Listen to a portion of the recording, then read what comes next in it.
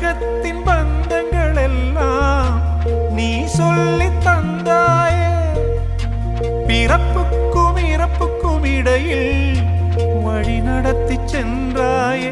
உனக்கே ஓர் தொட்டில் கட்டி நானே தாயாய் மாறிட வேண்டும். ஆராரிராரோ நான் இங்கே பாட,